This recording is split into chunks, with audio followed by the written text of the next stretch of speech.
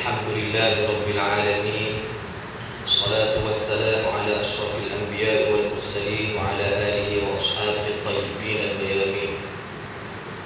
Allahumma ijma'na hadha ijtima'an marhuma wa la tafarraqna min ba'dihi tafarruqan ma'suma. Allahumma faqihna fid din wa 'allimna bit-ta'wil. Allahumma rzuqna ru'yata nabiyyina Muhammadin sallallahu alaihi wasallam. Allahumma iftah 'alaina hikmataka wanshur 'alaina min khaza'in bi rahmatika ya arhamar rahimin. Allahumma rzuqna 'ilman nafi'an. Allahumma zidna wa la tanqusna ya rabbal 'alamin.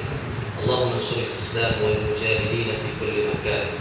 Sallallahu ala sayyidina Muhammad wa ala alihi wa ashabihi ajma'in. Walhamdulillahi rabbil alamin. Assalamualaikum warahmatullahi ta'ala wabarakatuh. Alhamdulillahi rabbil alamin. Kawana al-akwan wa dabbara az-zaman. Mawjudun azalan wa abada bila kayfin wala jihatin wala makan. Wala nidda lahu wala walada lahu wala mathila lahu wala sharika lahu. Wala hawla wala quwwata illa billahil aliyyil azim. Ashhadu an la ilaha illallah wa ashhadu anna Muhammadan abduhu wa rasuluh. Arsalahu Allah bashiran wa nadhiran bayna yaday as-sa'ah wa ballagha ar-risalah wa adda al-amanah wa nasaha al-ummah wa jahada fillahi haqqa jihadihi hatta ataahu al-yaqin. Rabbi shrah li sadri wa yassir li amri wa hlul 'uqdatan min lisani yafqahu qawli. Subhanaka la ilma lana illa ma 'allamtana innaka antal alimul hakim. Wa la hawla wa la quwwata illa billahil aliyyil azim. Yang berbahagia saudara pengurusi majlis,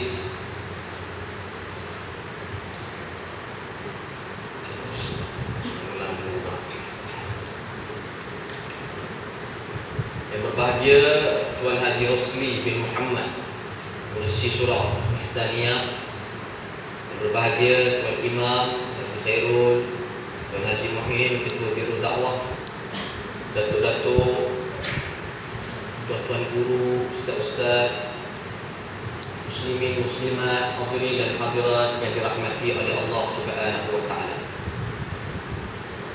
Pertama-tama kalinya saya ingin memperkenalkan diri saya secara ringkas. Nama saya sebagaimana yang Pengurusi sebut, Ustaz Ahmad Hafiz Muhammad Alwi Al-Bakani. Kenapa ada Al-Bakani? Al-Bakani itu maksudnya tempat kelahiran saya. Al-Bakani ada ke di Malaysia kita nama Al-Bakani? Tak ada, Ustaz. Al-Bakani adalah dengan masuk pekan, Bandar Diraja. Nama dia Bandar Diraja, Pekan Pahang. Kenapa tak sebut Al-Bakani? Kerana bahasa Arab dia tak ada huruf ba. Dia kena buku tu kalau dia huruf ba. Al-Bakani. Haji Mu'in daripada negeri mana? Betul-betul. Daripada Perak kan? Dia tak ada, tak boleh bunyi huruf ba. Dia mesti kena tukar dengan huruf ba. Tuan-tuan baca sendiri lah. Dia memang macam tu. Huruf bahasa Arab ba tukar pada ba. Al-Bakani, Al-Bakan. Itu majlis saya dan sedang jemaah sikit. Dan saya berasal daripada Pekan Pahang dan berkhidmat sebagai da'i ila Allah, berdakwah kepada jalan Allah Subhanahu wa taala. Dan saya mengenal dia juga pun melalui dia menghubungi yang saya bernama TV. Saya terlibat sebagai penceramah dalam bernama Suluh Indonesia setiap hari Khamis. Dan kadang-kadang saya keluar macam esok pun tadi bernama telefon saya, Ustaz, kita nak cakap apa esok? Esok ni hari Khamis, esok pukul 10 malam. Saya pun tak tahu nak cakap apa. Sebab masyarakat dah alim ramai sangat kan. Nak cakap kan, orang kata kita salah pula. Ala kulli hal, insya-Allah kita kongsi bersama-sama ilmu Allah Subhanahu wa taala pada malam yang penuh keberkatan ini. Sidang jemaah pendengar dimuliakan oleh Allah Azza wa Jalla. Pertama-tama kalinya marilah sama-sama kita merafakkan kesyukuran kepada Allah Subhanahu wa taala.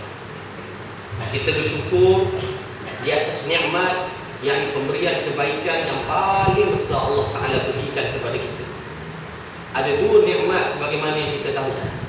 Dan nikmat ini ada dalam diri kita sekarang ini, dan kita minta agar nikmat ini berkekalan sampai kita mati. Kerana dengan nikmat inilah syarat untuk diterima sembahyang kita, puasa kita, haji kita, zakat kita, nikah kahwin kita, sedekah kita, dan semua amal ibadah kita dengan nikmat ini. Dan juga nikmat ini merupakan syarat untuk seseorang itu dimasukkan ke dalam syurga Allah. Tak ada nikmat ini tak boleh masuk syurga, iaitu nikmat Islam dan iman. Dan nikmat ini bukannya dengan sebab keturunan, bukan sebab tok nenek moyang kita, ibu bapa kita Islam, kita Islam. Tak. Ada orang tok nenek moyang dia tidak Islam, ibu bapa dia tak Islam, tapi dia Islam. Menunjukkan bahawa nikmat Islam itu adalah pilihan daripada Allah Subhanahu wa taala. Apabila Allah Azza wa Jalla telah memberikan dan memilih kita dengan diberikan nikmat yang paling besar ini, kita kena jaga. Dan yang menjaganya adalah ilmu. Ilmu yang menunjuk cara kita mengenal Allah, ilmu yang menunjuk cara kita dalam bab untuk membaca Fatihah bagi sahkan solat kita. Ilmu lah yang menunjuk cara kita dalam melakukan amal ibadah kepada Allah Subhanahu wa taala. Sebab itulah dalam permulaan nak saya kongsikan bersama dengan sedang jemaah sekalian ada kepentingan ilmu Allah Subhanahu wa taala, dan juga sedikit berkaitan dengan Maulidur Rasul sallallahu alaihi wa alihi wa ashabihi wasallam. Nikmat yang Allah Ta'ala berikan ini, kita selalu doa kepada Allah agar Allah Ta'ala tidak mencabutkan akan nikmat ini. Rabbana la tuzigh qulubana ba'da idh hadaitana wa hab lana min ladunka rahmah innaka antal wahhab. Ya Allah, jangan Engkau cabutkan hidayah Islam dan iman yang Engkau telah campakkan dalam hati kami, ya Allah. Kerana sesungguhnya ia adalah merupakan nikmat yang paling besar Allah Ta'ala berikan kepada kita. Sebab itulah Rasulullah sallallahu alaihi wasallam antara lainnya mengajar para sahabatnya agar berdoa dengan satu doa yang seringkali kita baca. Dan doa ini diamalkan oleh para sahabat, antaranya Sayyidina Abu Bakar radhiyallahu taala anhu. Dalam doa yang diamalkan oleh Sayyidina Abu Bakar ini dibaca dalam sujud terakhirnya dalam solat sunat bersendiriannya. Dan doa ini dibaca oleh para imam dan kita sendiri. Allahumma ya muqallibal qulub tsabbit qalbi ala dinika wa ta'atika ya arhamar rahimin. Ya Allah, Tuhan yang membalik-balikkan hati, maka Engkau tetapkanlah hati kami ya Allah di atas agama kamu, yakni agama Islam. Sampai bila? Sampai mati kita nak agama Islam ini dalam diri kita sampai kita mati. Al-Quran menyatakan wala tamutunna illa wa antum muslimun. Jangan kamu mati kecuali dalam keadaan Islam.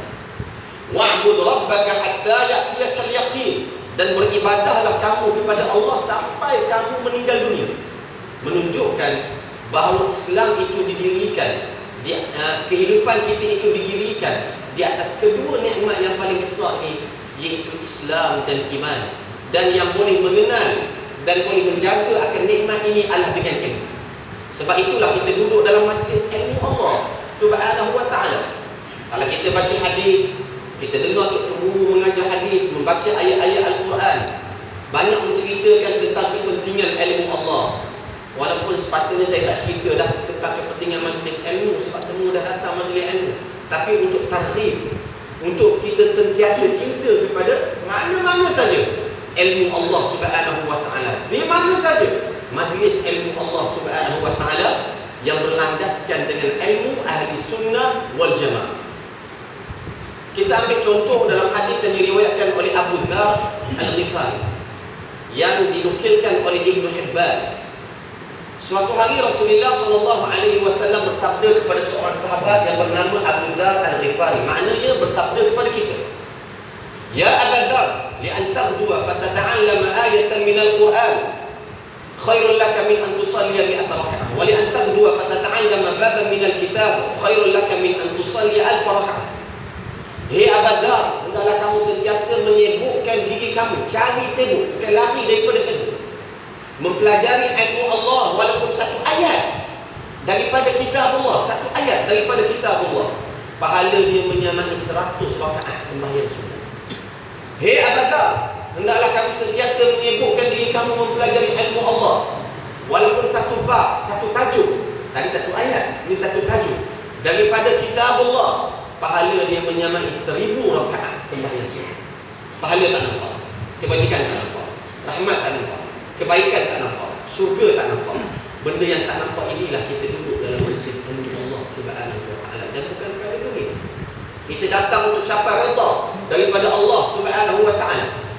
Nabi Muhammad sallallahu alaihi wasallam suri tauladan, qudwah yang hebat, yang mana hidup dia itu maksum, tidak ada dosa langsung. Di hari kiamat nanti dibangkitkan, terus memberikan syafaat kepada umatnya yang ingat kepadanya dan dimasukkan ke dalam syurga. Pun di atas dunia ni Nabi Muhammad yang maksum, tak ada dosa, pun disuruh oleh Allah Azza wa Jalla agar menggambarkan, agar mencintai, agar kasih kepada ilmu wahyu daripada Allah Subhanahu wa taala. Allah Azza wa Jalla berfirman kepada Nabi Muhammad, wa qur rabbi zidni ilma. Katakanlah hai Muhammad, tambahkanlah ilmu, tambahkanlah ilmu, tambahkanlah ilmu. Sehingga kan dalam hadis riwayat Ibnu Majah, suatu hari Rasulullah sallallahu alaihi wasallam masuk ke dalam masjid.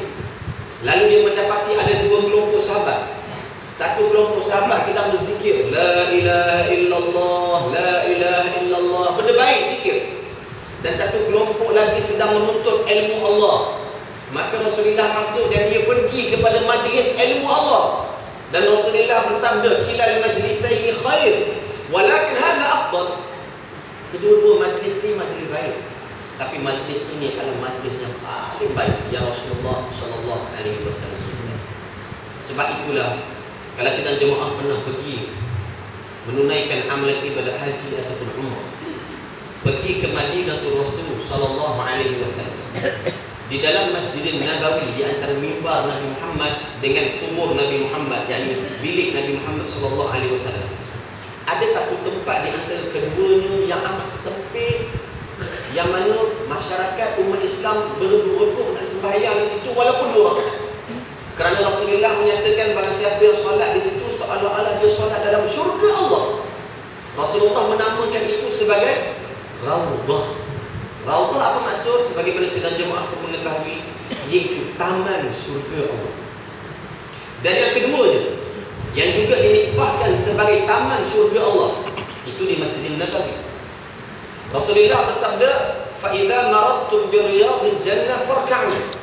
Wa ma riyadil jannah ya Rasulullah? Halaqatul dzikr. Apabila salah seorang daripada kamu melalui salah satu daripada taman syurga Allah, farka'u, duduk. Rasulullah.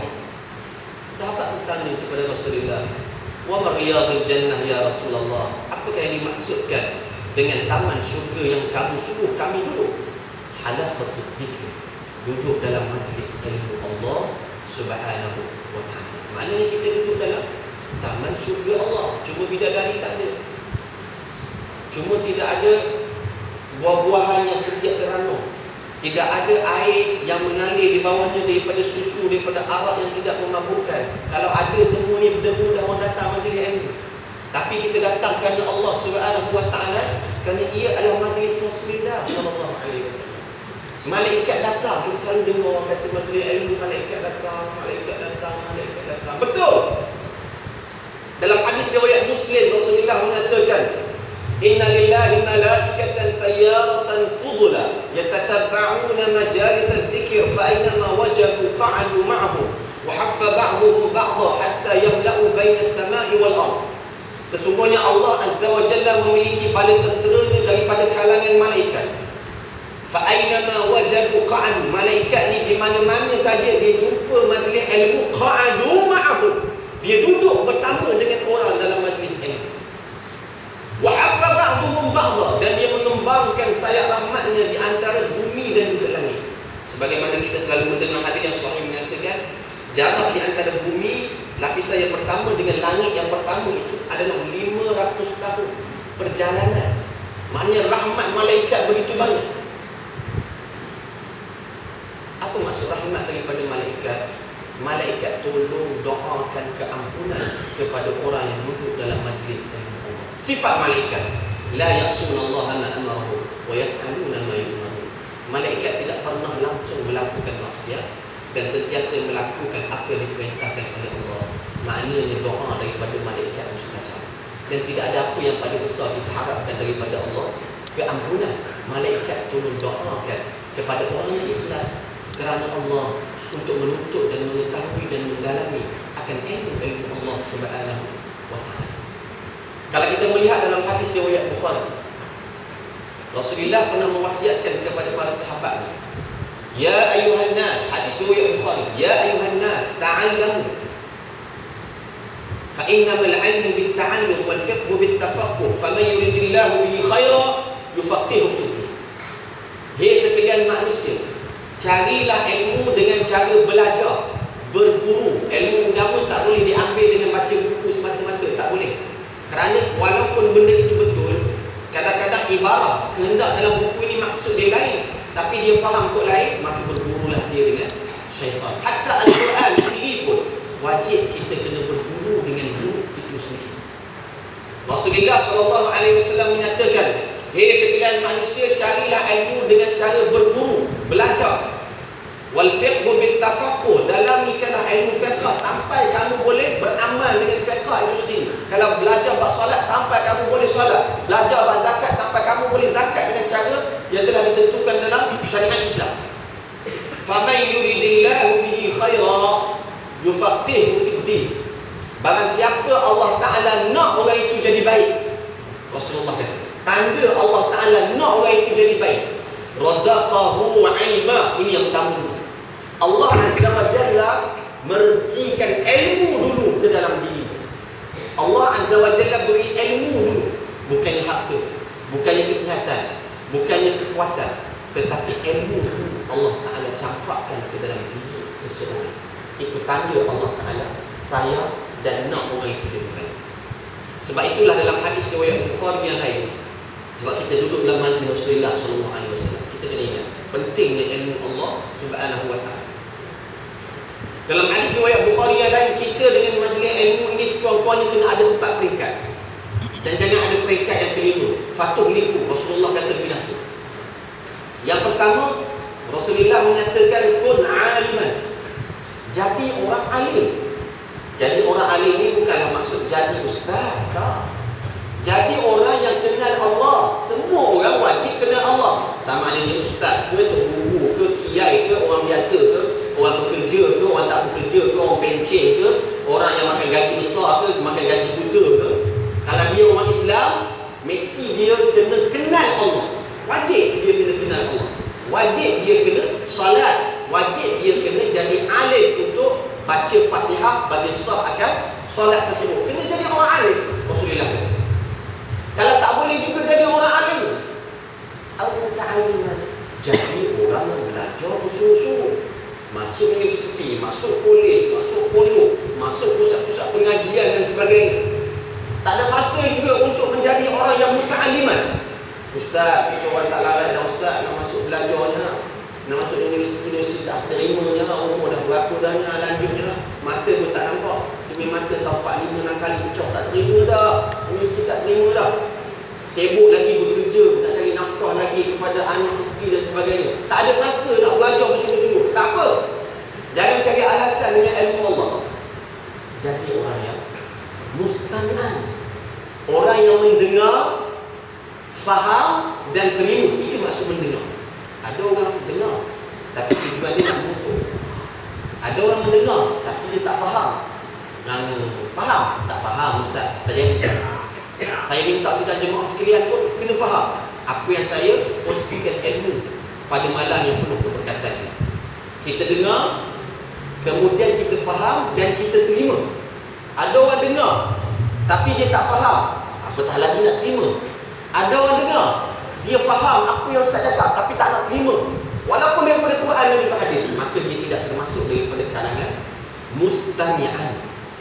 Di mana? Bila-bila masa, di masjid, di surau, di balai raya, waktu malam, kuliah subuh, kuliah maghrib, kuliah isyak, kuliah zuhur, selagi mana ada majlis ilmu Allah Subhanahu wa ta'ala, dia mustami'an, dia dengar dan dia faham dan dia terima, kerana itu daripada ilmu Allah Subhanahu wa ta'ala.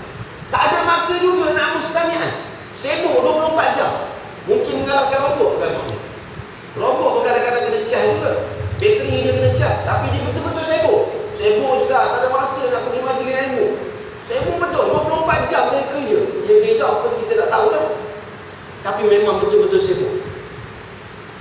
Kalau sibuk sangat tak ada masa nak mendengar ilmu Allah. Sekurang-kurangnya Rasulullah kata kalau awak nak cari alasan, awak orang yang cinta kepada ilmu Allah, kasih kepada ilmu Allah Subhanahu wa taala. Hati dia ini sentiasa muallaq, terkait dengan majlis ilmu Allah Subhanahu wa taala. Tapi jangan ambil yang keempat. Tak apa ustaz, kau mengambil ini je lah, yang cinta kepada ilmu Allah.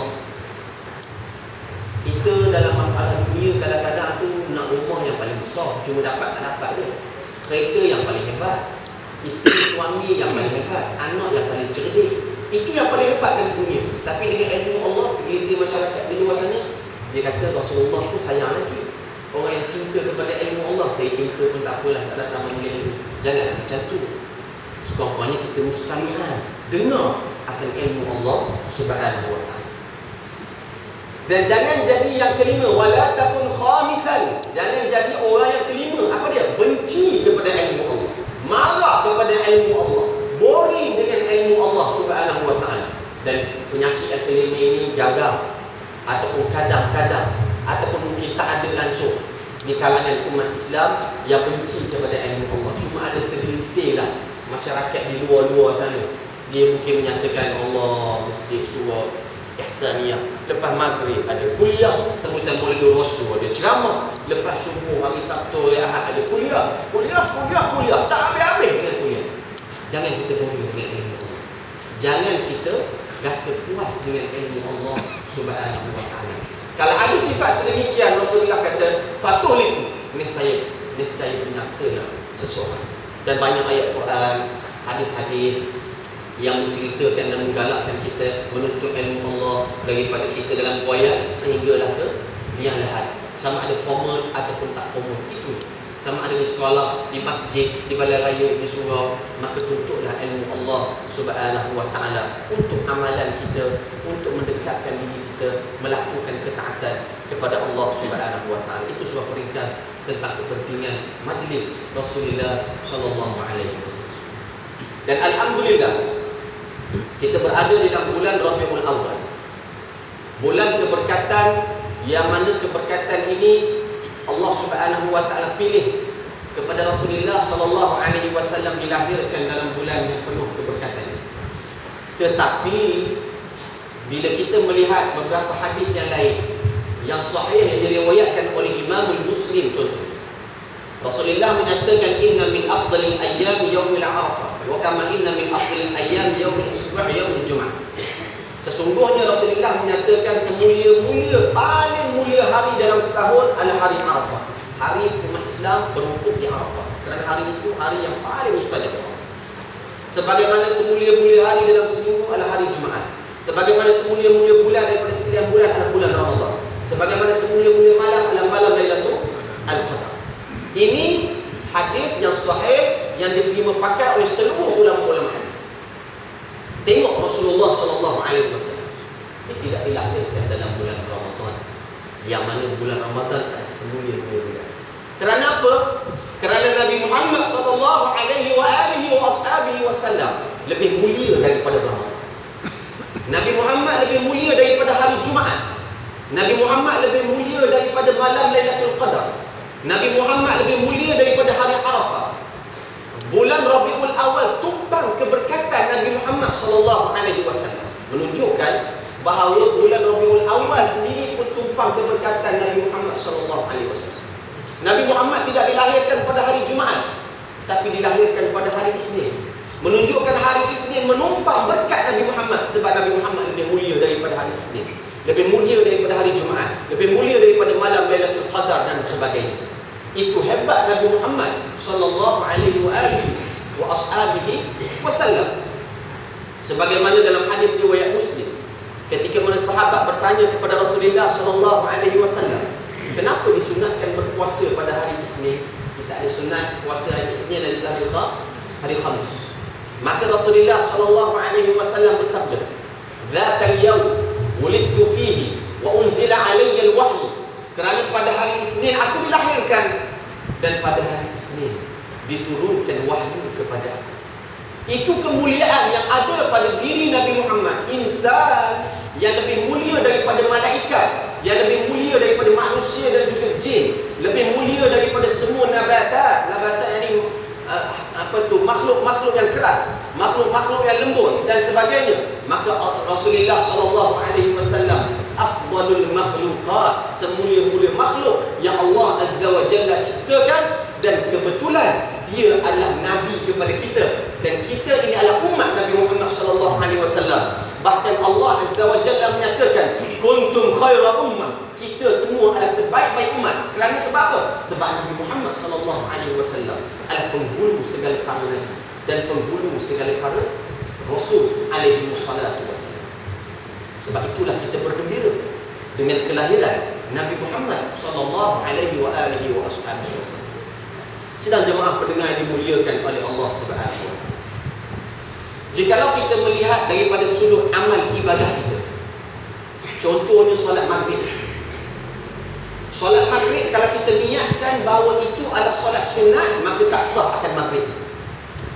Solat isyak, kalau kita niat dengan solat sunat, maka tidak sah akan solat isyak kita.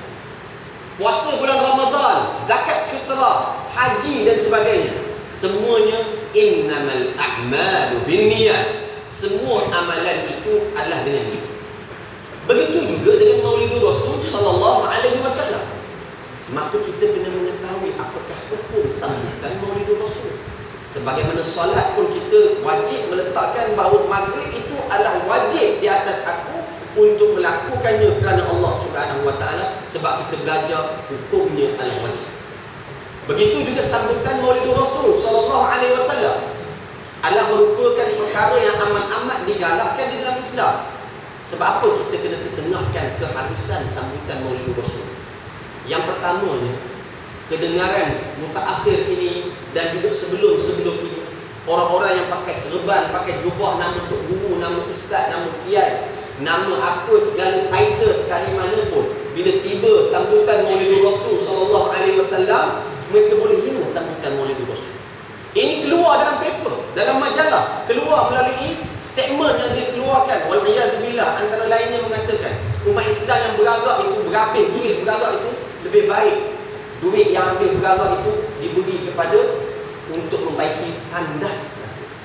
Nilai Maulidur Rasul dengan tandas. Kami tak reda menghina sambutan Maulidur Rasul Nabi kami Muhammad sallallahu alaihi wasallam. Dan kenapa kita sambut? Nabi tak suruh pun kita buat. Kenapa kita buat? Memang tak ada pun Nabi suruh. Nabi hanya kata dia dilahirkan pada hari Isnin.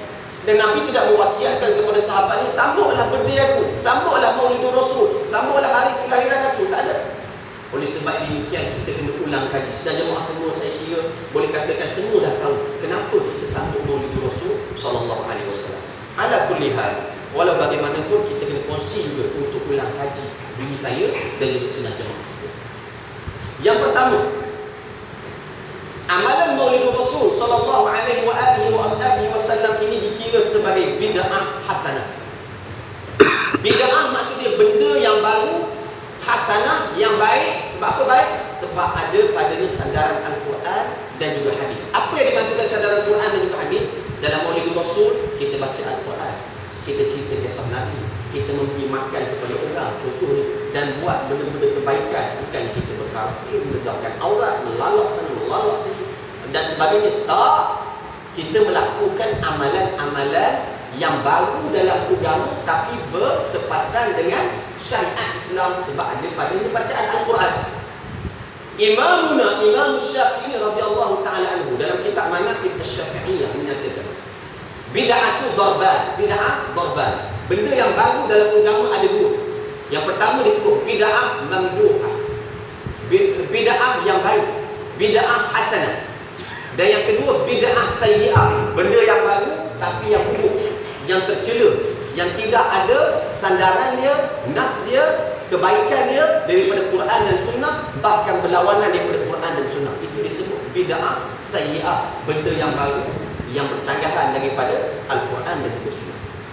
Bila kita melihat contohnya pada zaman Nabi Allah Isa alaihissalam, Nabi Allah Isa alaihissalam, ini disebut di dalam Al-Quran. sebahagian daripada umat Nabi Allah Isa AS melakukan sesuatu perbuatan yang tidak pernah disyariatkan dan disuruh oleh Nabi Allah Isa AS. Bahkan Allah Ta'ala memuji amalan yang dilakukan oleh umat, sebahagian daripada umat Nabi Allah Isa AS. Dalam Al-Quran menyatakan, وَجَعَلْنَا فِي قُلُوبِ الَّذِينَ اتَّبَعُوهُ رَأْفَةً وَرَحْمَةً وَرَهْبَانِيَّةً ابْتَدَعُوهَا مَا كَتَبْنَاهَا عَلَيْهِمْ إِلَّا ابْتِغَاءَ رِضْوَانِ اللَّهِ. Dan sesungguhnya kami, yakni Allah, telah meletakkan dalam hati umat Nabi Allah Isa AS, mereka itu diberikan ketenangan. Kerana apa? Ibtada'uha. Allah Ta'ala kata sendiri, mereka buat benda bid'ah. Apa dia benda bid'ah? Di antaranya dalam tafsir Al-Qurtubi menyatakan, Al-Jalalain menyatakan, mereka ni buat apa yang Nabi Allah Isa tak suruh. Mereka mendirikan rumah daripada tanah liat walaupun mereka mampu. Mereka hidup zuhud. Mereka meninggalkan kehidupan yang terlalu mewah. Mereka makan sekadar sahaja. Dan tujuan mereka lakukan sedemikian adalah untuk mendekatkan diri mereka untuk melakukan ketaatan kepada Allah Subhanahu wa Ta'ala. Bahkan Allah Azza wa Jalla memuji mereka ini, umat Nabi Allah Isa, yang melakukan apa? Ibtada'uha, membuat benda bid'ah. Pertama, Allah Ta'ala puji. Yang kedua, kita tengok pada zaman Rasulullah sallallahu alaihi wasallam. Pada zaman Rasulullah sallallahu alaihi wasallam, dalam hadis yang diriwayatkan oleh Imam Al-Bukhari radhiyallahu taala anhu, yang diceritakan oleh seorang sahabat yang bernama Rifa'ah bin Rafi'. Rifa'ah bin Rafi' menceritakan, suatu hari kami sembahyang di belakang Rasulullah sallallahu alaihi wasallam. Dan Rasulullah qiyam, kami qiyam. Rasulullah tak ajar benda ni. Dan Rasulullah rukuk, kami rukuk. Kemudian Rasulullah i'tidal, Rasulullah menyebut Sami Allahu liman hamidah. Kemudian ada sahabat menyebut sebagaimana yang diajar oleh Rasulullah, Rabbana walakal hamd. Tapi ada seorang sahabat, dia menambah-nambah benda yang Rasulullah tak ajar. Apa dia? Rabbana walakal hamd, hamdan kathiran tayyiban mubarakan fi. Selepas daripada solat, Rasulullah memalingkan mukanya. Dan Rasulullah bertanya, siapa sahabat yang menambah-nambah hamdan kathiran tayyiban mubarakan fi? Aku tak ajar pun. Kenapa buat? Sahabat yang menyebut tadi senyap, tak berani nak jawab. Sebab Rasulullah tak ajar, kenapa buat? Kawan yang tahu tu tak tunjuk, dia lah yang Rasulullah buat, dia lah yang baca tadi. Tak ada, tak berani. Rasulullah ulang lagi, siapa? Manil mutakallim, siapa yang bercakap tadi? Siapa yang menambah-nambah tadi? Sahabat tadi senyap. Kali ketiga Rasulullah mengatakan, manil mutakallim, siapa yang berkata tadi? Sahabat tadi tetap senyap, menikus, tak berani nak. Baik, Rasulullah, ra'aitu 30 bid'atan minal malaikah yaktubuna lahu. Orang yang menyebut kalimah hamdan kathiran tayyiban mubarakan fi, ya Rasulullah tak ajar itu. Aku dibukakan hijab oleh Allah Ta'ala, melihat lebih kurang 30 malaikat di langit duduk-duduk mencatat pahala dan kebajikan orang yang menyebut hamdan kathiran tayyiban mubarakan fi. Sahabat itu angkat tangan, saya lah ya Rasulullah. Ini kek perangai manusia. Bila sebut pahala dia, ya saya mengaku Rasulullah. Rasulullah tak ajar, tapi dipuji oleh malaikat, dipuji oleh Allah. Bahkan amalan kita sehingga kekal sampai ke hari. Pada zaman Sayyidina Umar Al-Khattab radhiyallahu ta'ala anhu, contohnya banyak contoh-contoh benda yang baru yang tidak diajar oleh Rasulullah tapi dibuat oleh sahabat. Antaranya pada zaman Sayyidina Umar, Khalifah Sayyidina Umar, tentang solat tarawih secara berjamaah. Tidak pernah berlaku pada zaman Rasulullah kecuali sekali-sekala je. Dan Rasulullah tidak konsistenkan untuk solat tarawih secara berjamaah. Tak ada. Sekali je, 2, 3, 4 rakaat Rasulullah balik. Itu je. Tapi pada zaman Sayyidina Umar Al-Khattab radhiyallahu ta'ala anhu, suatu hari Sayyidina Umar berjalan dalam bulan Ramadan pada waktu malam, pergi ke masjid-masjid, tengok rakyatnya. Suatu hari Sayyidina Umar masuk dalam satu masjid dan mendapati ada seorang sahabat sembahyang dekat depan, seorang sembahyang dekat belakang, seorang sembahyang dekat kiri, dekat kanan, sembahyang berpecah-pecah. Lalu Sayyidina Umar kata, alangkah baiknya dikumpulkan semua ini dengan seorang imam, dengan seorang qari dalam melakukan amalan solat tarawih secara berjamaah. Selepas daripada itu bermulalah amalan solat tarawih secara berjamaah. Lihat apa yang disebut oleh Sayyidina Umar Al-Khattab radhiyallahu ta'ala anhu. Ni'matul bid'atu hadhihi Inilah nikmat melakukan bid'ah, dapat mengharapkan silaturahim, dapat digandakan pahala oleh Allah Subhanahu wa taala. Ini kemuliaan-kemuliaan yang diberikan oleh Allah Subhanahu wa taala daripada Sayyidina Umar dengan orang yang mula-mula yang melakukan amalan salat tarawih secara berjemaah dan kekal sehingga hari ini. Azan betul.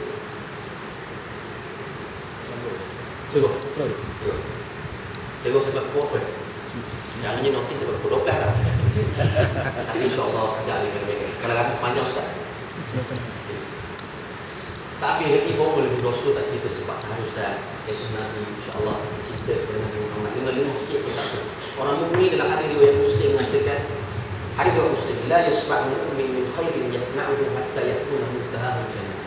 Orang mukmin tak pernah kenyang daripada ilmu kebaikan yang dia dengar. Sampai bila dia kenyang? Sampai dia mati dan menemu dengan balasan syurga daripada Allah Subhanahu wa taala. Maknanya belajar sampai kita mati, tapi masa ni kita ada hak je lah, insyaAllah kita. Sedang jemaah pendengar yang dimuliakan oleh Allah Subhanahu wa taala. Begitu juga kita melihat itu zaman sahabat. Kita melihat Al-Quranul Karim, Mushaf Al-Quranul Karim. Pada zaman Rasulullah dan juga pada zaman sahabat ridwanullah taala alaihim ajma'in. Huruf-huruf Al-Quran, alif sampai ya, huruf hijaiyah. Yang ada sebahagiannya dipanggil nuqtah dan juga baris, titik dan juga baris. Baris a, i, u, an, titik, ba, ta, ta. Pada zaman Rasulullah tak ada. Pada zaman sahabat tak ada. Tak ada. Kemudian orang tanya, macam mana Rasulullah baca? Rasulullah menerima wahyu melalui Jibril alaihissalam dan dia menghafaz terus apa yang dia dapat. Sahabat dia menghafaz apa yang dibacakan oleh Rasulullah sallallahu alaihi wasallam. Dan Rasulullah tak pernah pun mewasiatkan selepas aku wafat nanti sahabat-sahabat semua sekali kena letak titik, kena letak baris baru mudah membaca. Tak ada, Rasulullah tak pernah wasiat. Dan orang yang mula-mula meletakkan titik dan juga baris di dalam Al-Quran, yang mula-mula melakukan bid'ah ini, benda baru, adalah seorang tabi'in yang bernama Yahya bin Ya'mar. Semua orang tahu kisah Yahya bin Ya'mar yang mula-mula meletakkan titik. Contohnya ba, ta, ta, ba satu titik, ta dua titik, ta tiga titik. Alhamdulillah kita boleh kenal Al-Quran. Alhamdulillah kita boleh baca Al-Quran yang ada baris a, i, u, an, e, un, syaddah dan sebagainya. Dan tidak ada seorang pun ulama sampai ke hari ini mengingkari dan mengatakan ini bid'ah ni, Nabi tak buat, Nabi tak suruh. Alhamdulillah kekal dalam mushaf kita sampai ke hari ini dan memudahkan kita mengenal akan huruf hijaiyah. Saya nak bagi contoh. Anda kata tak membuatkan benda sedemikian, insyaAllah kita sambung lepas ini.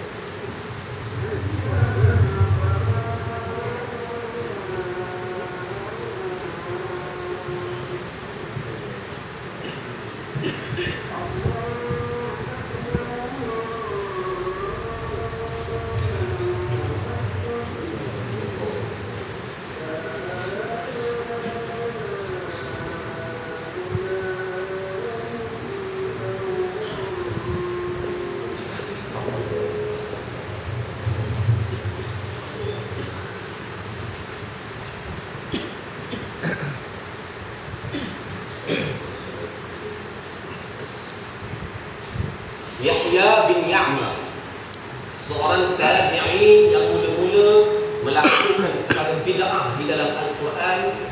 Allah mengilhamkan kepadanya untuk membuat benda bid'ah dalam Al-Quran, titik dan juga baris, sehingga kita boleh kenal ba satu titik, ta dua titik, ta tiga titik. Guna gamaknya, kalau ba tak ada titik, ta tak ada titik, ta tak ada titik, bumbung sama. Cuba baca. Cuba baca. Alhamdulillah kita boleh kenal. Ba itulah satu titik, ta itulah dua titik, ta itulah tiga titik. Walaupun ada ramai lagi yang tak kenal huruf ba tapi keluarga ta dengan ta, itu kena belajar lagi lah. Dan diberikan kemudahan untuk umat Islam mengenali akan huruf-huruf hijaiyah yang dilakukan kepada bid'ah oleh seorang tabi'in yang bernama Yahya bin Ya'mar. Adapun Maulidur Rasul sallallahu alaihi wasallam adalah juga perkara yang bid'ah, yang Rasulullah sallallahu alaihi wasallam tidak menyuruh secara spesifiknya, secara khususnya buatlah sambutan Maulidur Rasul sallallahu alaihi wasallam.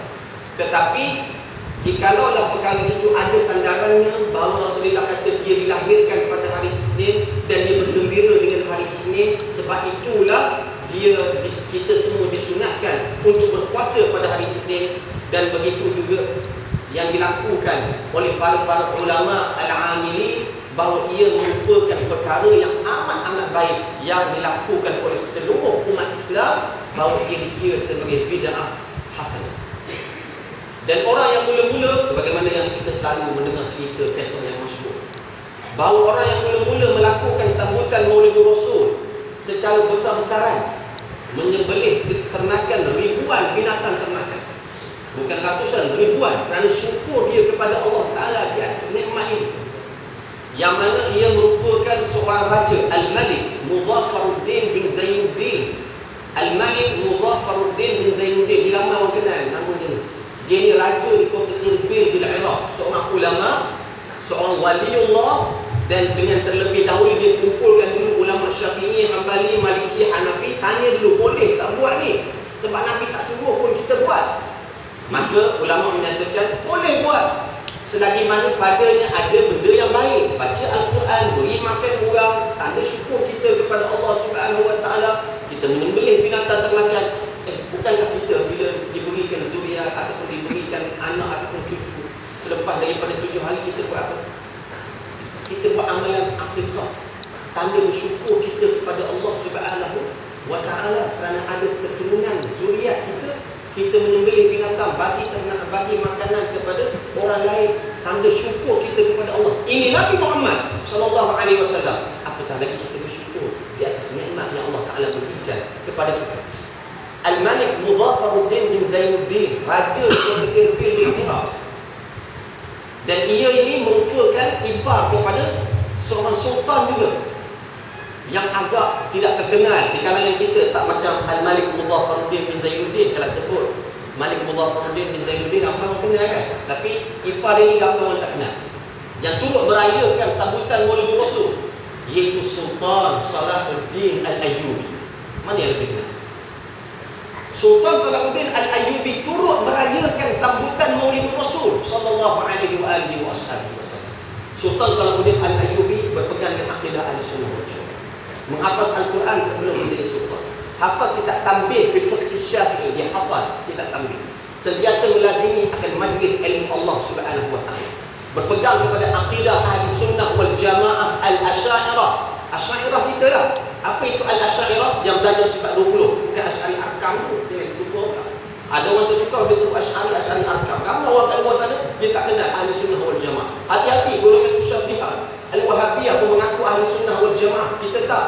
Kita mengaku Ahlussunnah wal Jamaah tapi mengikut manhaj, metod ataupun fahaman yang dibawa oleh Imam Abdul Hasan Ali bin Ismail Al-Asy'ari, yang mana ia membawa akidah para nabi, akidah Nabi Muhammad sallallahu alaihi wasallam, dan bukan bawa akidah yang baru.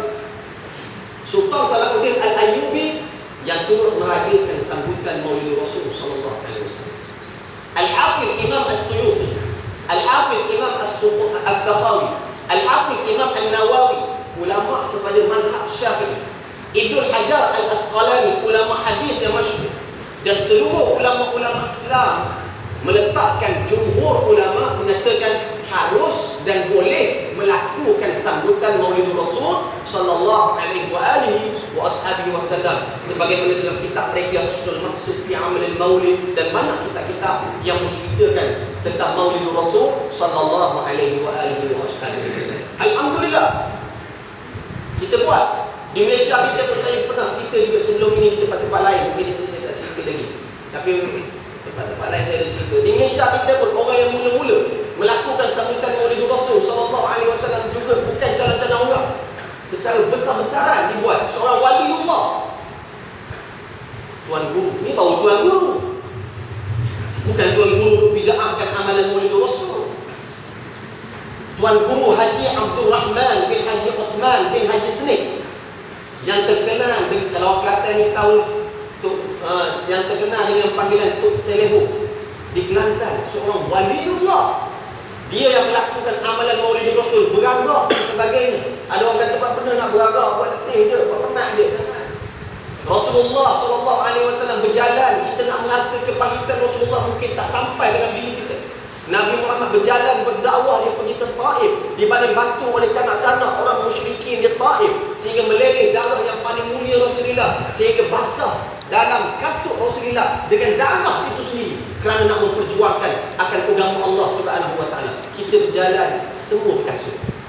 Alhamdulillah, kita merasakan keperitan dan kepayahan Rasulullah SAW.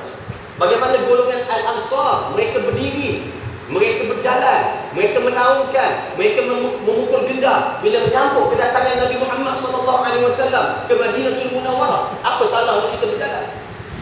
Kalau kita melihat ada orang Melayu kita ini, bila seorang tu dah berkahwin, kita ada adat sama menantu. Ya. Rombongan untuk lelaki ni nak pergi rumah untuk perempuan, sebenarnya kereta dia, rombongan dia boleh sampai duduk parking depan tangga pengantin perempuan, boleh je. Tapi saja parking berapa? 50 meter, 100 meter, 500 meter, 1 kilometer. Nak apa? Nak berjalan, nak beragak, nak berkompang, nak bersilat, nak bernasyid, nak berselawat, nak kenalkan kepada orang kampung, si fulan dengan fulanah dah kahwin, orang lain tak boleh nak kacau. Kita beragak kepada anak kita ataupun muka diri kita sendiri. Ini Nabi Muhammad SAW, insan yang agung, insan yang mulia. Kita sambut dengan hati yang ikhlas dan sayang kita kepada Nabi Muhammad SAW. Sedang jemaah pendengar yang dimuliakan oleh Allah Subhanahu wa taala. Kasih kita kepada Nabi Muhammad bukan bermusim. Rabiul Awal kebetulan dilahirkan Nabi Muhammad dalam bulan Rabiul. Dalam setiap detik, setiap masa kita berselawat kepada Nabi Muhammad SAW. Antara suri tauladan yang boleh kita lihat, ataupun contoh tauladan yang boleh kita lihat, orang-orang yang cinta kepada Nabi Muhammad SAW, para sahabat. Para sahabat ini sangat cinta dan kasih kepada Nabi Muhammad SAW. Itu manusia. Adapun an-nabat wal jamad, makhluk yang tidak ada akal dan juga roh, batu, pokok, boleh rindu dan kasih kepada Nabi Muhammad SAW. Contoh, dalam hadis mutawatir darjat disambung dengan Al-Quran, sebab Bukhari dan juga Muslim. Diriwayatkan suatu hari Rasulullah SAW berkhutbah. Kebiasaannya Rasulullah memang berkhutbah, dia hanya menyandarkan diri dia ataupun bertegak dengan jaz'un nakhlah, dengan pohon tamar yang kering saja. Itu je tempat yang dia naik, tak boleh naik, tak ada tempat naik. Dia berpegang ketika mana untuk berkhutbah. Selepas daripada khutbah tersebut, seorang perempuan tua datang kepada Rasulullah SAW. Ya Rasulullah, li waladun najjar, law nasna'u laka mimbar. Ya Rasulullah, aku ada seorang anak lelaki tukang buat kayu. Boleh tak kalau aku suruh dia untuk buatkan mimbar kepada kamu, supaya senang sikit duduk tinggi, tengok mana sahabat-sahabat dia yang mengantuk ke, yang tak dengar ke, duduk tinggi sikit, tengok mana-mana. Jadi tinggi itu lain sikit keadaan orang yang bagi kuliah, pergi ceramah. Macam saya lah sekarang, kita duduk tinggi boleh nampak. Lalu Rasulullah mengatakan, isna'i, buatlah. Selepas siap akan mimbar tersebut, maka Rasulullah SAW siap beberapa hari, masuk pada hari Jumaat. Rasulullah SAW masuk ke dalam masjidnya, dan pohon tamar yang kering itu masih lagi ada dalam masjid. Rasulullah melalui tepi dia saja, macam ini, dia lalu tepi saja. Kemudian terus naik mimbar. Lebih kurang thamaniyah khatwah. Lebih kurang 8 langkah. Jarak di antara pohon tamar dengan Rasulullah di atas mimbar yang baru itu hanya 8 langkah. Rasulullah naik di atas mimbar dan memulakan khutbah. Bila Rasulullah memulakan khutbahnya, maka keluarlah suara tangisan yushbihu anina tiflil baki, dan riwayat menyatakan yang keluar daripada pohon tamar tadi, suara tangisan ataupun rengekan macam seorang bayi yang merindukan dakapan seorang ibu. Macam mana menangisnya seorang bayi? Macam itu. Semakin Rasulullah meneruskan khutbahnya, semakin kuat lagi tangisan itu menangis, seolah-olah ingin seseorang mendakap ataupun memeluknya. Semakin Rasulullah meneruskan khutbahnya, semakin kuat lagi suara yang keluar daripada Jaz'un Nakhlah. Semua sahabat tengok kepada Jaz'un Nakhlah tersebut, iaitu pohon tamar yang tak ada roh, yang tak ada jasad, boleh rindu kepada Rasulullah walaupun 8 langkah jauh dengan Rasulullah. Kita ni berapa ribu langkah? Kita berapa ribu tahun dengan Rasulullah SAW. Kemudian Rasulullah turun daripada mimbarnya dan Rasulullah pergi kepada pohon tamar tersebut, dan Rasulullah mengusapnya dan memeluknya, dan Rasulullah bersabda kepada sahabat-sahabatnya, laulam altazimu la baqiya ya'innu ila yaumil qiyamah. Jikalau aku tidak memeluknya dan mengusapnya, niscaya dia akan menangis sampai hari kiamat kerana rindu kepada aku. Itu makhluk Allah Azza wa Jalla yang tak ada akal, yang tak ada roh, yang tak ada jasad, boleh cinta kepada Nabi Muhammad sallallahu alaihi wasallam. Malulah sikit dengan diri kita yang ada akal dan juga. Cinta tak kita kepada Nabi Muhammad sallallahu alaihi wasallam? Dalam Al-Quran menyatakan, la taj'alu du'a ar-rasul bainakum ka du'a'i ba'dikum ba'd. Jangan kamu seru nama Rasul kamu, yakni Nabi Muhammad SAW, macam kamu panggil orang-orang lain.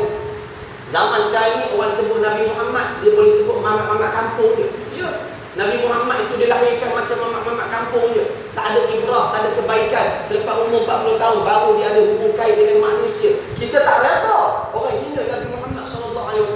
Nabi Muhammad pada waktu kecil, kita baca sejarah, dibelah dadanya, diberikan hikmah, diberikan kemuliaan. Nabi Muhammad ketika mana dilahirkan, Qusur Syam, cahaya menerangi sehingga kepada bangunan-bangunan di Syam. Nabi Muhammad dilahirkan maktunan wa makhulan, dalam keadaan telah berkhatan dan juga bercela. Semua tahu kisah ini, menunjukkan dia insan yang luar biasa, bukan insan yang biasa-biasa macam kita. Kenapa boleh timbul seumpama ini?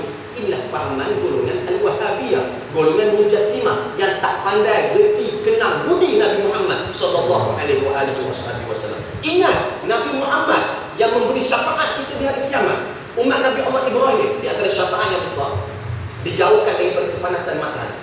Umat Nabi Allah Ibrahim pergi kepada Nabi Allah Ibrahim. Umat Nabi Allah Musa pergi kepada Nabi Allah Musa. Umat Nabi Allah Isa pergi kepada Nabi Allah Isa. Semua umat-umat pergi kepada Nabi mereka dan minta dijauhkan kepanasan matahari. Semua menyatakan, kami tak boleh bagi syafaat ini. Pergi engkau kepada Muhammad, dia saja boleh bagi syafaat ini. Apatah lagi kita umat Nabi Muhammad sallallahu alaihi wasallam. Kena cinta kepada Allah, cinta kepada Rasulullah sallallahu alaihi wasallam lebih daripada diri sendiri. Rasulullah bersabda dalam hadis riwayat Muslim, la yu'minu ahadukum hatta akuna ahabba ilayya min walidi wa waladihi wan nasi ajma'in. Tidak sempurna, tidak beriman seseorang itu kecuali dia mengasihi diri aku, yakni Nabi Muhammad, lebih daripada diri dia sendiri, lebih daripada anak-anak mereka, lebih daripada anak isteri, suami mereka sendiri, dan nasi ajma'in, dan manusia semua. Maka mencintai Allah dan Rasul, hendaklah kita letakkan kemuncak rasa kecintaan kita kepada Allah dan juga Rasulullah sallallahu alaihi wasallam. Jangan kita taksub sembrono.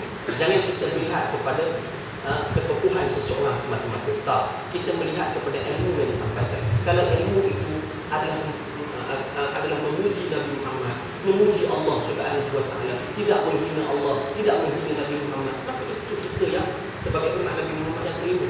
Sebab itulah dalam bid'ah sayyi'ah, tadi bid'ah hasanah, contoh bid'ah yang keji. Antara bid'ah yang keji adalah bid'ah yang berkaitan dengan akidah. Bid'ah yang berkaitan dengan akidah yang paling besar yang tak ada pada zaman Nabi Muhammad SAW. Contohnya, mereka yang beriktikad Allah Ta'ala duduk sila ledih ataupun duduk sila bertempat di atas arasy, duduk di atas arasy, duduk cokoh, duduk congok. aras. Ini fahaman yang menafsirkan Al-Quran mengikut kepala otak mereka sendiri.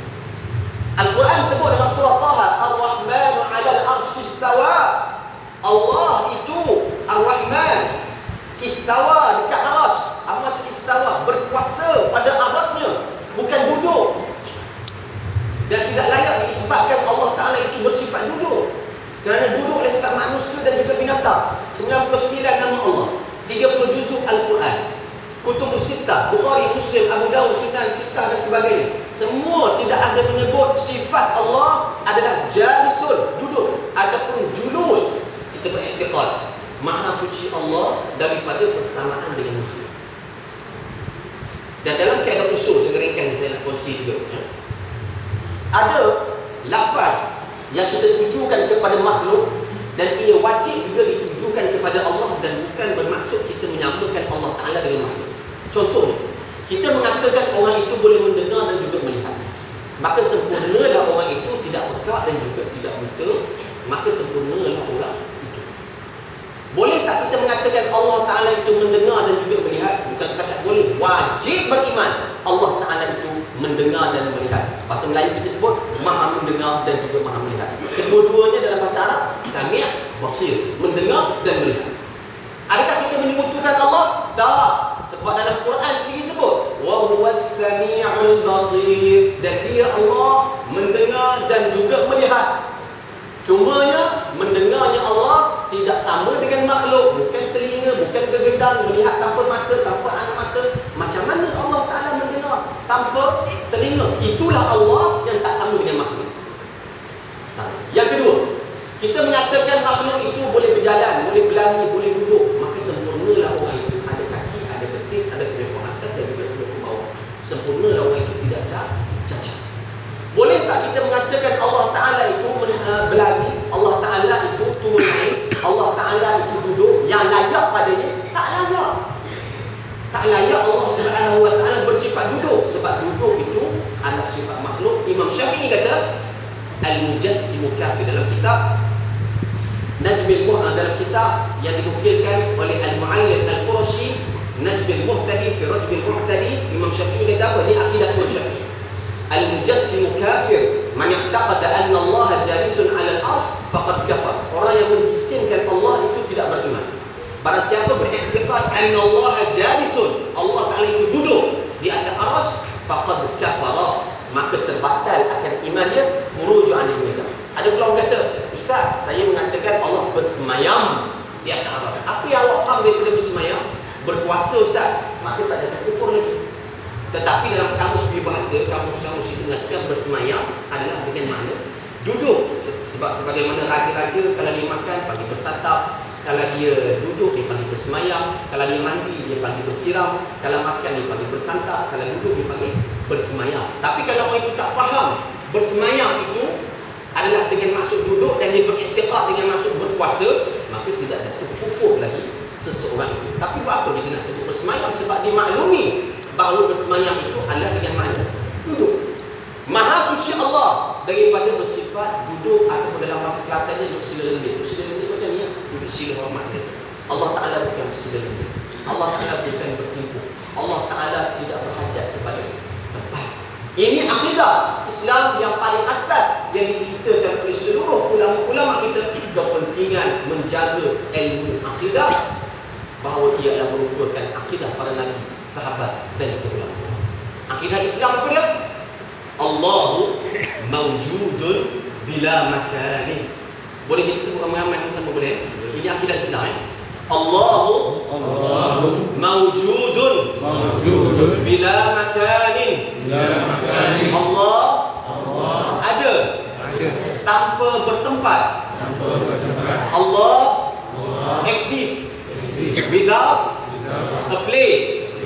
Allah nehi jaga. Itu bahasa kecocokan. Semua bahasa orang India, bahasa Cina, bahasa Kazakh, semua berpegang dengan akidah Islam. Allah tidak sama dengan makhluk, sebab makhluk berhajat kepada tempat. Manusia, binatang, jin duduk di atas bumi. Maskanul malaikah fis sama', tempat tinggal malaikat adalah di langit. Mengapa kita berdatang tangan ke langit ketika mana berdoa? Kerana kita berdoa fis sama', wa kama qiblatus salat al-Ka'bah. Kiblat bagi doa adalah di langit. Sebagaimana kiblat bagi solat adalah Kaabah. Kita bersujud kepada Kaabah, menunjukkan Allah bukan di Kaabah dan bukan di langit. Logik akal pun kita boleh terima. Quran dah sebut laisa kamitslihi syai'un. Aras ada dulu ke Allah ada dulu. Langit ada dulu ke Allah ada dulu. Akal yang sihat akan menjawab pastinya pencipta yang ada dulu. Maknanya Allah ada sebelum daripada tempat, sebelum daripada aras. Mana mungkin selepas Allah menciptakan aras, Allah Ta'ala berhajat kepada aras pula. Subhanallah yughayyir wa la yataghayyar. Maha suci Allah daripada bersifat berubah-ubah, dan Allah Subhanahu wa Ta'ala yang merubahkan makhluk dia berubah. Muda, kecil, tua, mati. Daripada baru, kemudian lama, kemudian rosak. Itu sifat makhluk. Allah tidak sama dengan sifat makhluk. Akidah adalah perkara asas dalam kehidupan setiap seorang Muslim dan mukmin kepada Allah Subhanahu wa Ta'ala. Kembali kepada cinta Nabi Muhammad SAW. Bila kita menceritakan bagaimana Nabi Muhammad SAW suatu hari dia mengumpulkan akan sahabatnya, ada Abu Bakar, ada Umar, ada Talha, ada Zubair dan sebagainya. Suatu hari Rasulullah menyatakan kepada sahabat-sahabatnya, sesungguhnya aku begitu ta'ajub kepada ikhwani. Rasulullah menisbahkan orang ini ikhwan, saudara-saudara. Aku ta'ajub, aku rasa pelik dan aku rindu sangat nak berjumpa dengan orang-orang ini. Tahukah kamu sahabat siapakah itu? Maka sahabat mengatakan, sudah barang tentulah para malaikat. Ya, Rasulullah kata, malaikat memang aku selalu rindu, sebab aku rindukan wahyu daripada Allah Subhanahu wa Ta'ala. Tapi ada lagi. Maka sahabat menyatakan, kami ya Rasulullah. Kamu panggil kami, maknanya kamu rindu kepada kami ya Rasulullah. Benar, kami Rasulullah rindu kepada kami. Aku yang Rasulullah rindu kepada kami. Tapi ada lagi mereka yang aku rindu, aku ta'ajub dirasa pelik dengan mereka-mereka yang disebut sebagai ikhwan. Maka sahabat mengatakan, tak ada dalam ya Rasulullah. Maka Rasulullah bersabda, hum min ummati min ba'dikum wa hum lam yarawni wa hum yu'minuna bi wa ana mushtaqun ilaihim wa hum mushtaqun ilaihim. Mereka yang aku ta'ajub, aku rindu, aku kasih adalah umat selepas kamu wahai sahabat. Mereka tidak melihat wajah aku, tapi aku pelik kenapa mereka boleh beriman kepada aku. Aku rindu kepada mereka dan mereka rindu kepada aku. Siapa dia sebenarnya maksudnya? Kita lah. Ya Rasulullah SAW, kenapa kita tak rindu kepada Nabi Muhammad? Kenapa kita tak sayang kepada Nabi Muhammad? Kita kadang-kadang kaum keluarga kita mungkin keturunan empah lama. Mungkin tu nenek moyang kita pejuang kemerdekaan yang mati terbunuh. Bila kita tengok muka, gambar, bila kita lihat nama-nama mereka, kita rasa bangga. Dan kadang-kadang kita menitiskan air mata bila kita lihat kesan-kesan peninggalan, kain, pakaian ibu bapa kita yang dulu mungkin seorang pejuang, seorang awliya Allah. Ini orang biasa tak dibandingkan dengan Nabi Muhammad SAW. Berapa ramai orang meletakkan kalimah Allah dan juga Muhammad di rumah mereka, hanya nak pada di masjid, di surau dan cukup. Tapi tak bolehlah nak melakarkan akan wajah atau potret Nabi Muhammad SAW. Nabi Muhammad SAW di akhir hayat dia, hidup dia cinta kepada kita. Dekat nak mati, nazak, sakit, bertarung dengan nyawa, roh nak keluar daripada jasad pun, sakitnya, Nabi Muhammad masih sebut ummati. Masa sakit sebut ummati. Kita disebut juga selawat pada Nabi. Kebanyakanlah yang di luar sana, bila barang hilang, selawat pada Nabi, barang hilang, insyaAllah jumpa. Makan ubat, selawat banyak-banyak. Nanti insyaAllah cari barang apa, cari cermin mata, tak jumpa, marah anak, marah isteri, mana selawat banyak-banyak, selawat apa nyatanya, kedai tu.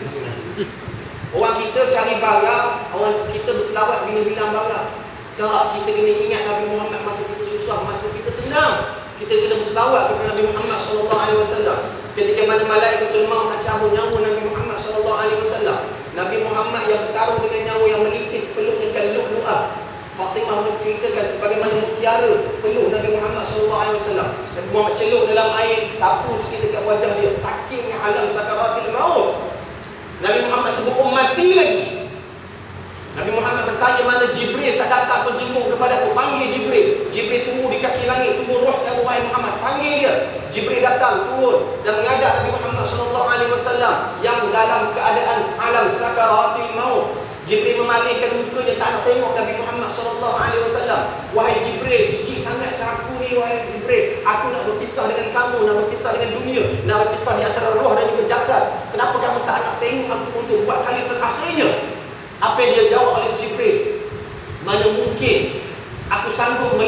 seorang kekasih Allah yang paling dimuliakan oleh Allah, dia regup, dicabut nyawanya dalam keadaan dia merenggang, dalam keadaan dia meraung kesakitan. Dalam riwayat nyatakan Nabi Muhammad menyebut sakit alam sakaratil maut. Lalu Nabi Muhammad bertanya kepada Jibril alaihissalam, akhbirni, kabarkan kepada aku benda-benda perkara yang boleh menggembirakan aku di saat-saat aku nak berpisah roh aku daripada jasad, sakit alam sakaratul maut. Lalu Jibril alaihissalam menyatakan, wahai Muhammad, engkau adalah insan yang mula-mula sekali masuk ke dalam syurga, dijamin masuk, mendahului semua para nabi, mendahului semua umat-umat yang lain. Engkau yang mula-mula sekali. Nabi Muhammad tidak senyum. Nabi Muhammad tak bergembira. Akhbirni, ceritakan lagi kepada aku perkara yang boleh menggembirakan aku. Lalu Jibril mengatakan, umat kamu adalah umat yang mula-mula sekali masuk ke dalam syurga, mendahului semua umat-umat yang lain. Baru Nabi Muhammad senyum bila diceritakan umat dia. Nabi Muhammad berdoa dalam doa alam sakaratil maut, Allahumma a'inni ala sakaratil maut, inna lil mauti la sakarat. Ya Allah, sakitnya alam sakaratil maut ini ya Allah. Jikalau macam inilah sakitnya alam sakaratil maut, maka umat-umat aku nanti semua alam sakaratil maut biar aku seorang yang tanggung. Jangan umat aku tanggung. Nabi Muhammad sayang kepada kita sampai alam sakaratil maut dia nak tanggung, tapi Allah Subhanahu wa taala tetap memberikan juga kesakitan alam sakaratil maut kepada setiap insan. Allahumma khaffifi wa khaffif ummati. Ya Allah, ringankanlah alam sakaratil maut kepada aku dan ringankanlah juga kepada umat. Nabi Muhammad di hari kiamat nanti, dia yang confirm tunggu umat dia di pintu syurga. Orang lain belum tentu tunggu di pintu syurga. Nabi Muhammad lah, ku tunggumu di pintu syurga. Confirm. Orang lain belum lagi tunggu di pintu syurga. Lagu yang ku tunggumu di pintu syurga belum tentu lagi. Orang yang menyanyikan itu boleh tunggu orang lain di pintu syurga.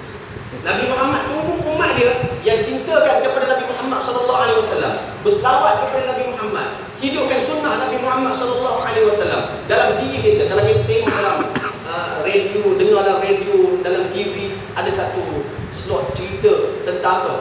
Tentang berkaitan kalau orang itu bagaimana perasaan dia kalau dia diketemukan dengan Nabi Muhammad walaupun 2 saat, walaupun 5 saat, macam mana perasaan dia. Semua orang menyatakan, aku nak keluar daripada dunia, nak penuh fitnah, aku nak terbang dengan Nabi Muhammad sallallahu alaihi wasallam. Lau kana bainana habib. Macam mana jika kalau Nabi Muhammad ada sekejap dengan kita? Apa perasaan kita kalau dia bincang macam ni? Kita nak tak? Mesti nak. Ini tanda kasih kita kepada Nabi Muhammad sallallahu alaihi wasallam. Kita melihat yang akhirnya, insya-Allah masa pun tak boleh nak panjang ketika awal kita. Kita melihat contoh kisah yang masyhur yang selalu kita dengar. Untuk kita ambil teladan dan kita ambil pengajaran tentang diri Nabi Muhammad sallallahu alaihi wasallam. Bila menyebut nama Muhammad sallallahu alaihi wasallam, segelintir masyarakat bila sebut nama Muhammad tak rasa apa-apa. Biasa nama anak aku Muhammad je. Jangan. Nabi Muhammad tak macam nama-nama orang lain yang kita panggil lah. Yang keduanya, kita menyatakan bahawa menyebut Nabi Muhammad sallallahu alaihi wasallam akan menanamkan rasa cinta kita kepada Nabi Muhammad dan juga melembutkan hati. Orang-orang Arab kadang-kadang kita kata kat dia, orang Arab ni kalau kita tawaf dekat Kaabah, berjalan dengan dia, disinggungnya kita jatuh. Kasar orang Arab ni. Tapi orang Arab ni hati dia lembut semua. Berlaku di depan mata saya sendiri masa di Mesir. Saya lihat orang Arab aksiden kereta Fiat lama kat baru, betul kotak tu. Aksiden, keluar api ni apa semua. Asap, api yang hampir nak keluar, asap keluar. Seorang keluar bawa cotak, seorang lagi keluar bawa pedang. Nak tuntut ganti rugi, nak tetap, nak gaduh. Datang seorang sahabat takut baru bila dia salli ala Nabi. Allahumma salli ala Sayyidina Muhammad. Sebut nama Nabi Muhammad, habis. Habis. Kerat dia tak ada dah, habis. Pergi kat kedai kopi kira lebih-lebih banyak sebab berselawat kepada Nabi Muhammad sallallahu alaihi wasallam. Bilal bin Rabah, seorang sahabat, seorang muadzin, seorang yang menjaga keperluan Nabi Muhammad sallallahu alaihi wasallam. Selepas saja Nabi Muhammad wafat, Bilal bin Rabah pergi berjumpa dengan Sayyidina Abu Bakar dan mengatakan, ya Abu Bakar, aku tak nak duduk di Madinah. Aku nak keluar daripada Madinah. Kenapa wahai Bilal? Kamu muadzin Rasulullah, kamu muadzin di masjid Masjid Nabawi Asy-Syarif. Teruskan khidmat kamu. Tak, aku nak kena keluar. Sebab apa? Bilal mengatakan, aku tak tahan. Bila tengok je kubur Nabi Muhammad, bila tengok gelas Nabi Muhammad, bila tengok kesan peninggalan Nabi Muhammad, aku rasa rindu dan aku rasa kasih dan aku rasa tak tahan sangat duduk dekat Madinah sebab banyak melihat kesan-kesan peninggalan Nabi Muhammad SAW.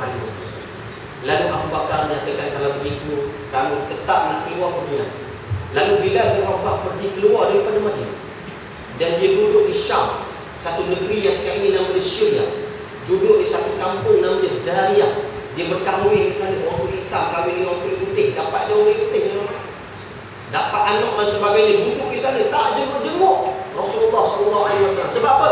Bukan sebab dia benci kepada Nabi Muhammad, sebab dia sayang sangat. Bila tengok dia kesan peninggalan, dia akan jatuh pensan, dia akan merau, dia tak tahan tengok kesan peninggalan Nabi Muhammad SAW. Suatu hari bila bermimpi Rasulullah datang dalam mimpi, dan Rasulullah bersabda kepadanya dalam mimpi, Aina Jafwa, mana orang yang kata rindu-rindu kepada, kalau rindu datanglah ziarah kepada Bilal radhiyallahu ta'ala anhu, Bilal bin Rabah. Lalu bila dia bangkit daripada tidurnya pada waktu paginya dan dia menangis dan menceritakan kepada isterinya, lantas dia terus memacu kudanya berhari-hari sampai di Madinatul Rasul sallallahu alaihi wasallam. Menangis dia dekat kubur Nabi Muhammad sallallahu alaihi wasallam. Berdoa dia depan kubur Nabi Muhammad sallallahu alaihi wasallam. Bila kita berdoa depan kubur Nabi Muhammad, kalau sampai sekarang ni sedang jemaah sekalian pernah pergi ziarah kubur Nabi Muhammad, orang lelaki kat sini, bila dia pusing nak pergi ziarah kubur Nabi, sampai dekat kubur Nabi Muhammad, dia nak angkat tangan berdoa depan kubur Nabi, ada golongan yang hina dari Muhammad, dia kata kiblat, kiblat, kiblat. Ada segelintir masyarakat pun dia pusing, dia tunjuk punggung dekat Nabi Muhammad dan dia berdoa kepada Allah Subhanahu wa taala. Kita ziarah ibu bapa kita, kubur ibu bapa kita macam kita menghadap ke, kita membelakangi, kita menghadap ke. Kalau nak mudah-mudah jatuhkan tangan berdoa kepada Allah Subhanahu wa taala. Hormatlah kepada insan yang dimuliakan oleh Allah Subhanahu wa taala. Imam Malik ni mujtahid mutlak yang mengasaskan mazhab Maliki. Pada zaman Khalifah Mansur, dia pergi menunaikan amalan ibadah haji dan kemudian ziarah kubur Nabi. Khalifah Mansur bertanya kepada Imam Malik, astaqbilu al-musarrifahu, aku ni nak menghadap kubur Nabi Muhammad ke nak membelakangi? Wa ad'u untuk berdoa. Imam Malik kata apa? Bal istaqbilhu wastashfa' minhu li'annahu wasilatuka wa wasilatu abika Adam. Bahkan kamu kena menghadap kubur Nabi Muhammad. Kamu berdoa kepada Allah melalui keberkatan Nabi Muhammad SAW dan mintalah syafaat kepadanya. Man zara qabri wajabat lahu syafaati. Bukankah Rasulullah mengatakan, masa ziarah kubur aku dapat syafaat daripada aku? Hayati khairul lakum wa mamati khairul lakum, hadis riwayat Bazzar. Hidup aku boleh bagi manfaat kepada kamu, mati pun boleh bagi manfaat kepada kamu. Bila gerabah ziarah kubur Nabi Muhammad SAW, dah berlalu bertahun-tahun tak dapat ziarah. Dan dia menangis rindu sangat kepada Nabi Muhammad SAW. Datang Sayyidina Abu Bakar radhiyallahu taala. Ya Bilal, adzin. Ya Bilal, mushtaqun linastami'a sawtu adhanika kama adzanta fi zaman Rasul. Wahai Bilal, kami semua rindu sangat. Ahlan Bilal, selamat datang, selamat datang. Kami semua rindu sangat nak dengar suara azan kamu sebagaimana azan yang pernah kamu lakukan pada zaman Rasulullah SAW. Azan lah ya Bilal. Bilal kata tak boleh, aku tak boleh nak azan. Aku tak boleh, tak mampu. Hati aku tak boleh nak azan. Kerana apa? Saya nak buka kata. Dulu pada zaman Rasulullah SAW, bila tiba waktu solat, aku akan naik ke menara ini, menara Masjid Nabawi pada zaman Rasulullah SAW. Dan selepas daripada azan, aku akan turun dan aku akan pergi ke bilik Nabi Muhammad. Dan aku akan berkata kepada Nabi Muhammad, Ya Rasulullah, solat, solat, solat. Wahai Rasulullah, sembahyang. Selepas ini kepada siapa yang kita sebut? Nabi Muhammad yang tak ada. Senyap Sayyidina Abu Bakar radhiyallahu. Lalu Bilal pergi berjumpa dengan hafid Rasulullah, jumpa dengan cucu Rasulullah iaitu Hasan dan ibu Husain, dan mencium keduanya dan terhidu daripada keduanya itu bau Rasulullah sallallahu alaihi wasallam yang ada pada cucu Rasulullah sallallahu alaihi wasallam. Bilal menangis. Sahabat dulu bila tengok, bila rasa, bila bau, bila dengar kesan peninggalan Nabi Muhammad, mereka boleh kasih, mereka boleh rindu, mereka boleh sayang sebenar-benarnya kepada Nabi Muhammad sallallahu alaihi wasallam. Kita kadang-kadang tu ada replika kesan-kesan peninggalan Nabi Muhammad datang. kemeja kita, pedang, jubah, janggut dan sebagainya. Kita sebagai segelintir masyarakat di luar sana, kita boleh daftar ni, oh macam ni je. Nak bertabaruk, nak ambil keberkatan kurang. Kita kena ikut. Contohnya Khalid bin Walid, yang dalam peperangan dia tidak pernah kalah dalam peperangannya. Di antaranya apa? Topi besi dia itu sentiasa diletakkan rambut Nabi Muhammad SAW, dan dia menyatakan berkat daripada rambut Nabi Muhammad aku diberikan kemenangan oleh Allah Azza wa Jalla. Cinta dia kepada Nabi Muhammad SAW. Seseorang Islam itu pun tidak akan sah Islam dia kecuali dia kena mengucap dua kalimah syahadah, la ilaha illallah Muhammadun Rasulullah, asyhadu an la ilaha illallah wa asyhadu anna Muhammadan Rasulullah. Hafidh Rasulullah Hasan dan juga Husain radhiyallahu taala anhuma turut meminta sebagaimana apa yang diminta oleh Abu Bakar. Nahnu hafidh Rasulullah, kami cucu Rasulullah, kami minta kamu wahai Bilal azan. Kami nak dengar, rindu sangat nak dengar kamu azan sebagaimana apa yang telah kamu azan pada zaman untuk kami, iaitu Rasulullah SAW. Kalau Bilal menyatakan jika ini permintaan dia pada cucu Rasulullah, aku tak boleh menolak. Bila tiba waktu salat, bila naik ke menara, dalam kitab Tibyan Kadri Muftari meriwayatkan ketika mana Bilal melaungkan azan, Bilal dia punya azan laungan dia tak macam kita alun-alun biasa dia. Tak apa, nak alun-alun pun tak apa, yang biasa pun tak apa, tapi kuat, lantang dan merdu. Nabi Muhammad ketika mana kalau duduk saja dengan sahabat, dia akan pergi ke Bilal, tak dan tidak apa tu bahu Bilal, halak ya Bilal, adzan ya Bilal, tenangkan kami Bilal, tenangkan kami Bilal. Bilal azan. Bilal naik ke menara melaungkan azan. Allahu Akbar, Allahu Akbar. Seluruh penduduk Madinah menyatakan kesedihan yang mereka dengar Bilal azan sebagaimana kesedihan ketika mana mula-mula Nabi Muhammad SAW. Kami dengar azan itu, kami ingat Rasulullah SAW. Ini sifat sahabat yang cintakan kepada Nabi Muhammad SAW. Allahu Akbar, Allahu Akbar. Takarrar dhajjatil Madinah. Semakin bergegar bumi Madinah mendengar laungan azan daripada Bilal yang mana masyarakat Madinah pernah dengar. Ini azan yang pernah kami dengar. Asyhadu an la ilaha illallah, kharajan nisa wal atfal min buyutihim. Keluar semua perempuan-perempuan dan anak-anak daripada rumah mereka, dan mereka mengatakan Abu Izan Nabi, Nabi Muhammad dibangkitkan semula ke? Sebab itu adalah azan yang mereka pernah dengar pada zaman Rasulullah SAW.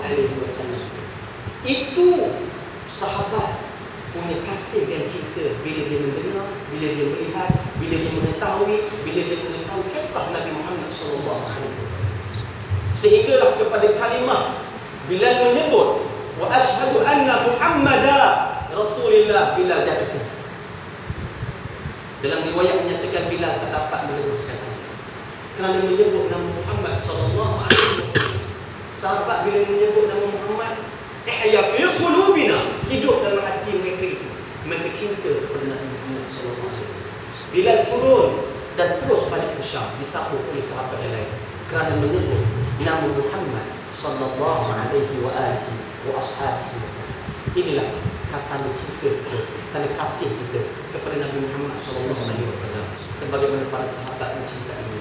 Kita melihat akhlak Nabi Muhammad sallallahu alaihi wasallam. Nabi Muhammad dengan Allah Subhanahu wa taala, Nabi Muhammad dengan sahabat, Nabi Muhammad dengan umatnya. Kasih dan cinta kepada Nabi Muhammad tidak pernah berhenti. Tidak pernah.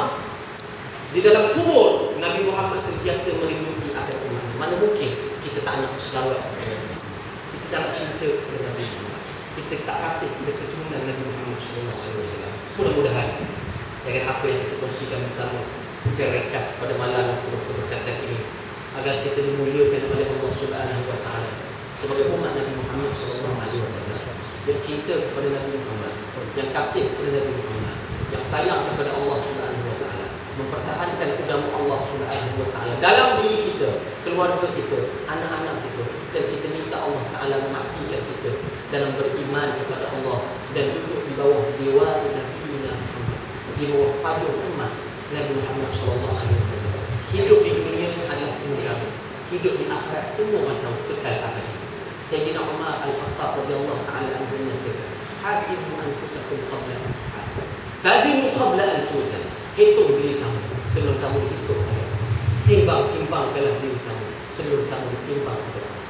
Sayyidina Ali menyatakan dalam kitab Al-Qam, al-yawm al-amal wa ghadan al-hisab. Hidup di atas dunia adalah tempat beramal ibadah dan bukan tempat menerima balasan. Di akhirat nanti tempat menerima balasan dan bukan lagi tempat untuk beramal ibadah. Biar kita terdampuk begadang, menyesal banyak-banyak masa kita hidup ini, dan jangan kita menyesal di akhirat Allah Subhanahu wa taala. Karena orang kafir yang mati dalam keadaan kafir, bila ada neraka di depan mereka, baru dia menyesal, dan menyesal itu tak ada gunanya. Farji'na na'mal salihan inna muqinun. Ya Allah, baliklah sambil kami ke dunia agar kami boleh beriman dan juga melakukan amal soleh. Biar kita di atas dunia ini, nyawa yang masih bernafas ini, kita bernafas kerana Allah, kita berzikir kepada Allah, berselawat kepada Nabi Muhammad SAW. Sakit apa semua itu adalah ujian daripada Allah. Bila sebut tentang sakit ini, Abdullah bin Umar, bila cerita ada seorang sahabat yang mungkin Nabi tiba-tiba kaki dia sakit. Kita cerita Abdullah bin Umar, anak kepada Sayyidina Umar, suatu hari dia berjalan dan dia lumpuh. Tiba-tiba lumpuh kaki dia, kram, tak boleh nak berjalan. Lalu ada seorang sahabat datang bertemu dia, udkur ahabban nas ilaika, sebutlah orang yang paling kamu cintai. Dia sebut apa? Ya Muhammad. Lalu dia menyapu kaki dia dan dia terus berjalan. Dengan dia memahami bahawa dia meminta kepada Allah melalui keberkatan Nabi Muhammad sallallahu alaihi wasallam. Mudah-mudahan kita diberkati dalam majlis kita, sentiasalah diberkati oleh Allah Subhanahu wa taala. Bismillahirrahmanirrahim. Allahumma rzuqna ru'yatan nabiyyina Muhammad sallallahu alaihi wasallam.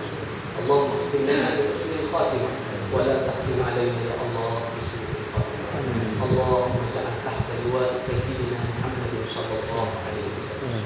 Allahumma ansur al-islam wal mujahidin fi dunya. Ya Allah, Tuhan kami, tambahkanlah ilmu kepada kami ya Allah. Tingkatkanlah iman kepada kami ya Allah. Ya Allah, ya Tuhan kami, ampunkanlah dosa kami ya Allah, dosa kecil maupun dosa besar. Jadi sengaja dan tidak disengajakan ya Allah. Kerana sesungguhnya ada turun benar, ada neraka benar ya Allah. Sesungguhnya kami amat takut kepada azab ya Allah. Ampunilah dosa kami ya Allah, dosa suami, isteri dan anak-anak kami ya Allah. Selamatkanlah kami dari azab ya Allah. Berikanlah kami kemuliaan di hari kiamat, duduk di bawah payung Rasulullah sallallahu alaihi wasallam. Hidupkanlah kami dalam iman, matikanlah kami dalam iman kepada Allah dan Rasulullah sallallahu alaihi wasallam. Alhamdulillahirabbil alamin. Barakallahu fikum. Assalamualaikum warahmatullahi taala wabarakatuh.